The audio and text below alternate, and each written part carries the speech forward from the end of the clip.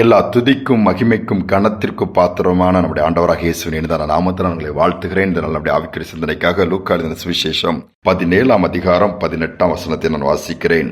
தேவனை மகிமைப்படுத்துகிறதற்கு இந்த அந்நியனே ஒழிய மற்றொருவனும் திரும்பி வர காணோமே என்று சொல்லி அவனை நோக்கி நீ எழுந்து போ, உன் விசுவாசம் உன்னை ரட்சித்தது என்றார். இயேசு ஒரு கிராமத்திற்குள் போகும் பொழுது 10 குஷ்டரோகிகள் வருகிறார்கள். 10 பேரும் சுகம் வேண்டும் என்று கேட்கும் பொழுது இயேசு போய் உங்களை ஆசாரியருக்கு காண்பீங்கள் சொல்லும்போது புறப்பட்டு போகிறார்கள், சுகத்தை பெற்றுக் கொள்கிறார்கள். ஒருவன் மட்டும் ஆண்டவரை மகிமைப்படுத்தும்படியாக வருகிறான்.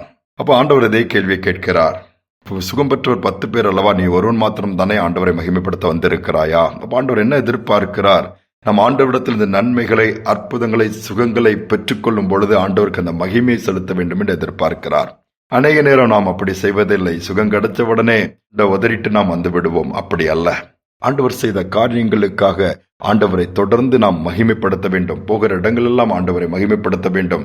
ஆண்டவர் எனக்கு இதை செய்தார், அதனால் எனக்கு உயிரோடு இருக்கிறேன், அவருக்கு தான் மகிமை உண்டு என்று சொல்லி நம்முடைய கிரியைகளை, நம்முடைய திறமைகளை, தாளந்துகளை பிரதிபலித்து நமக்கு மகிமை வர பண்ணுவதற்கு அப்படி அல்ல. எனக்கு எல்லாமே முழு உலகமே நம்மளை பாராட்ட வேண்டும், நிறைய லைக்ஸ் கிடைக்க வேண்டும், நிறைய ஃபாலோவர்ஸ் இருக்க வேண்டும். இப்படிப்பட்ட ஒரு எண்ணத்திற்குள் போய்கொண்டிருக்கிற இந்த நாட்கள்ல ஆண்டவர் எதிர்பார்க்கிறது என்ன? சாவக்கிடந்த நம்மை தூக்கி விட்டிருப்பாருன்னா அதை மறக்கவே கூடாது. போகிற இடத்துலலாம் நான் எப்பவுமோ மரித்து போயிருக்க வேண்டும். ஆண்டவர் எனக்கு கிருபையா ஜீவனை கொடுத்திருக்கிறார், அதனாலதான் அவரை மகிமைப்படுத்துகிறேன், அவருக்காக ஓடுகிறேன், அவருக்காக வாழ்கிறேன் சொல்ல முடியுமா? ஒருவன் திரும்பி பார்க்கிறான். அந்த அந்நியன் சொல்லப்பட்டிருக்கிறது. அவன் தான் ஆண்டவரை மகிமைப்படுத்துவதற்கு ஒருவன் தான் வந்தானா? இன்னைக்கு நாம எத்தனை காரியங்கள் ஆண்டவர்கிட்ட பெற்றிருக்கிறோம். ஆண்டவருக்கு முன்னாடி போய் நின்று ஆண்டவருக்கு மகிமை செலுத்தி இருக்கிறோமா? ஸ்தோத்திரங்களை ஏறெடுத்திருக்கிறோமா? கொஞ்சம் யோசித்து பாருங்க.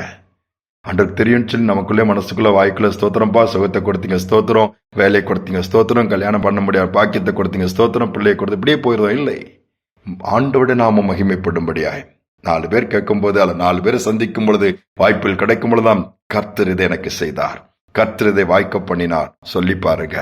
தொடர்ந்து காரியங்கள் வாய்ப்பதை நீங்கள் பார்ப்பீர்கள். அருமையான ஒரு சகோதரன், ஆண்டவரை அறியாத குடும்பம். அவர் வாலிப வயதுல ஒரு காலில் ஒரு கட்டி மாதிரி வருது. உடனே மருத்துவமனைக்கு போய் ட்ரீட்மெண்ட் கொடுக்கறாங்க, ஆப்ரேஷன் பண்றாங்க, சரியாயிருது. திரும்ப அந்த இடத்துல வருது, திரும்ப அது பண்ணி பார்க்கறாங்க, கடைசியில் அது சுகமாகவே மாட்டேங்குது. எல்லாமே இதா இருக்கு. அப்புறம் டெஸ்ட் பண்ணி பார்த்தா அது கேன்சர். டாக்டர் சொல்லிட்டாங்க இதுக்கு சரியாகாது, கஷ்டம் தான் அப்படின்னு சொல்லி அதுக்குள்ள கீமோ கொடுக்கணும், அதெல்லாம் கொடுக்கணும்னு சொல்லிட்டு அப்போ நிறைய காரியங்கள் போகும்போது இவருக்கு என்ன பண்ணுன்னு தெரியல, கால் எடுக்கணும்ட்டாங்க. சரின்ட்டு இப்படி யோசிச்சுட்டு இருக்கும்போது அப்ப அங்க ஒருத்தர் சுவிசேஷம் சொல்ற ஒரு மனுஷன் அவரை சந்திக்கிறாரு. இயேசுவை பற்றி இவருக்கு தெரியாது, ஏதோ கிறிஸ்தவங்களுடைய தெய்வங்கிறது மட்டும் தெரியும்.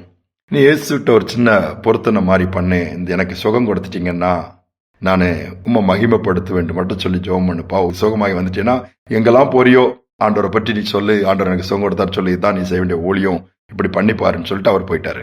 இவரே யோசித்தாரு, சுகம் கொடுத்தால் தான் செய்வேன்னு சொல்லி கண்டிஷன் வைக்கல, தாழ்த்தி கேட்கிறேன். அநேகர் வைக்கிற பொருத்தனை கண்டிஷன் அப்படிதான், நீங்க செஞ்சீங்கன்னா செய்வேன், அது அல்லவே அல்ல. மாறாக என்ன சொல்லணும், ரெக்வெஸ்ட் பண்ணி தாழ்த்தி, ஆண்டவரே உமக்கு சித்தமான நான் சுகமாக்க முடியுமா, நம்ம காட்சி நீ வாழ்வேன்னு சொல்லி பாருங்களேன். சரியத்தின் அவைகள் கெட்டு போயிருக்கலாம், சுகம் கிடைக்காம இருக்கலாம், முன்னேற்றம் இல்லாம இருக்கலாம், ட்ரீட்மெண்ட் அப்படியே தான் இருக்கு, எதுவாக இருந்தாலும் அப்படிப்பட்ட தாழ்த்தி தனிப்பட்ட முறையில ஆண்டவரோடு ஒரு உடன்படிக்கை ஏற்படுத்துங்க. நிச்சயமாக கர்த்தர் அதை கேட்பாரு. அதோடு மட்டுமல்ல, அதை பெற்றுக்கொண்ட பிறகு ஆண்டவருக்காகவே மகிமைப்படுத்துகிற வாழ்க்கை வாழ்ந்து பாருங்க, அற்புதங்கள் நடக்கும். கண்டிப்பா நீங்க அதை பார்க்க முடியும். வேறு சரின்னு சொல்லிவிட்டு அப்படி கேட்கும் பொழுது முன்ன எதுவுமே தெரியாது, சொன்ன வார்த்தை சொல்லி கேட்கும்போது சுகம் கிடைச்சிருச்சு, ஆப்ரேஷன் இல்லாம அது புண்ணு ஆறிச்சு, நார்மல் ஆயிட்டு, டெஸ்ட்ல கேன்சருக்குரியான அறிகுறி இல்லாம போச்சு. சரி, அடுத்து என்ன பண்ணினார்? எப்படி இயேசுவை பற்றி சொல்லணும்னு தெரியல, எல்லார்ட்டும் சொன்னாலும் ஒரு மாதிரி பண்ணுவாங்கன்னு குடும்பத்தார் இதை பாக்குறாங்க. டாக்டர் ஒண்ணுமே ஆப்ரேஷன் எதுவுமே கியூமோ இல்லாம நீ சுகமாயிட்டே அப்படின்னு சொல்லி கேட்கும்போது இந்த காரியத்தை குடும்பத்துக்கு ஃபர்ஸ்ட் சொல்றாரு. அவ எல்லா குடும்பமும் வீட்டில் உள்ளவங்களாம் இயேசுவை ஏற்றுக்கொள்றாங்க. அடுத்து எப்படி இயேசுவை பற்றி எப்படி சொல்லும் போது அதுல இருந்து அவர் என்ன பண்ண, செருப்பு போடுறத நிறுத்திட்டாரு, பைபிளை கையில எடுத்துட்டாரு. அவருடைய வேலை எல்லாம் செருப்பு போடாம நடந்து போயிட்டே இருப்பாரு. எல்லாரும் கேட்பாங்க செருப்பு போடுறதானா, அதை வச்சே சொல்லுவாராம். இந்த காலே எடுக்க வேண்டிய ஒரு நிலைமை வந்துச்சு கேன்சர்ல. ஆண்டவர் எனக்கு சுகம் கொடுத்தார் அந்த இயேசு, நான் அவரை நோக்கி பார்த்தேன். இன்னைக்கு செருப்பு எனக்கு முக்கியமே இல்லை, இன்னைக்கு அவரை பற்றி சொல்றதா முக்கியம். இந்த கால்நடையாகவே நடந்து இந்த கால் பாருங்க, செருப்பு இல்லாம கூட இன்னைக்கு நடக்கக்கூடிய ஒரு அளவு, அந்த புண்ணெல்லாம் ஆறி நல்லா இருக்கிறேன்னு சொல்லி மகிமைப்படுத்த ஆரம்பித்தாராம். இன்று வரை மகிமைப்படுத்தி கொண்டிருக்கிறார். திரளான ஜனங்களை கர்த்தர் பக்கம் நடத்துறாரு, தைரியம் கொடுக்கிறாரு. என்ன இன்னைக்கு ஆண்டவர் உயிரோடு வச்சிருக்கிறாரு, சுகத்தை கொடுத்திருக்கிறாரு, உங்களுக்கும் செய்வாரு. அவரால் முடியும். ஆண்டவருக்கு போகிற இடமெல்லாம் மகிமைப்படுத்துகிறார். இன்று வரை அன்று பாதித்த அந்த பாதிப்பு வரவில்லை, தொடர்ந்து ஓடுகிறார். யோசித்து பாருங்கள். ஏன் நமக்கு ஆண்டவர் செய்யக்கூடாது?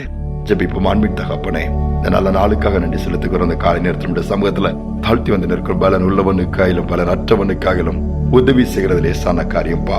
நீர் ஏகைக்கு அப்பாற்பட்ட வல்லமை உள்ளவர், அற்புதங்களின் நாயகர், அதிசயமானவர்.